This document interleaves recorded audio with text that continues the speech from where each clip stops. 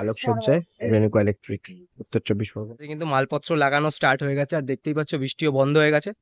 তো চলো সবার প্রথমে তোমাদেরকে প্যান্ডেলটা দেখিয়ে দিই কি হচ্ছে, যদিও আমিও এখনো পর্যন্ত বুঝতে পারিনি অ্যাকচুয়াল কি হবে, হয়তো ফিনিশিং এর পর বুঝতে পারবো। তো তোমরা যদি বুঝতে পারো অবশ্যই আমাকে বলো। হাঁড়িগুলো রয়েছে, এগুলোতে স্পটলাইট হবে, অর্থাৎ হাঁড়ির ভেতর দিক থেকে স্পটলাইট বাইরের দিকে মুখ করে থাকবে, এখান দিয়ে ফোকাস হবে আলোগুলো সুন্দরভাবে। আর এখানে তোমরা দেখতেই পাচ্ছ সুন্দর কিন্তু টেরাকোটার কাজ করা রয়েছে, মানে মাটির কাজ রয়েছে। আর টোটালটাই গামছা দিয়ে প্যান্ডেল করা হচ্ছে সুন্দরভাবে। তো ওনারা আমাকে হাঁড়িটা রেডি করে দিলে আমি লাইটিং করতে পারবো, যদিও আজকে আমি এখানটা ধরবো না, আজকে আরেকটা ফিল্ড কমপ্লিট করব। আর এই যে তোমরা বাস দেখতে পাচ্ছ, এই প্রত্যেকটা বাসে কিন্তু রোপ লাইট হবে, মানে ধরো নিচেরটা হলো, দেন এটা বাদ দিয়ে এটা হলো, এরকম করে একটা গ্যাপ দিয়ে একটা করে রোপ লাইট হবে।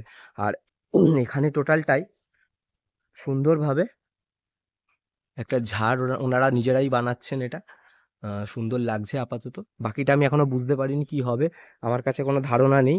তবে হ্যাঁ, ভেতর থেকে খারাপ দেখতে লাগছে না এখনো পর্যন্ত। আর পুরো কমপ্লিট হলে এর গ্লেজ আরো বেড়ে যাবে। সুন্দরভাবে প্যান্ডেলটা করা হচ্ছে। যে প্যান্ডেলটা দেখতে পেলে সেটা কিন্তু থিমের নাম লাল মাটির সরানে, যেটা নাগরিক সমিতি করছে। আর এখানে তোমরা দেখতেই পাচ্ছ আলোকসজ্জায় রেনুকা ইলেকট্রিক, উত্তর 24 পরগনা, কাকিনাড়া। তো এই হচ্ছে ব্যাপার,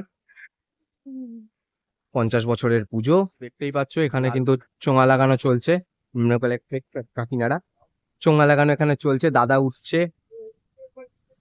গোগো ওদিকে কমপ্লিট, ওকে।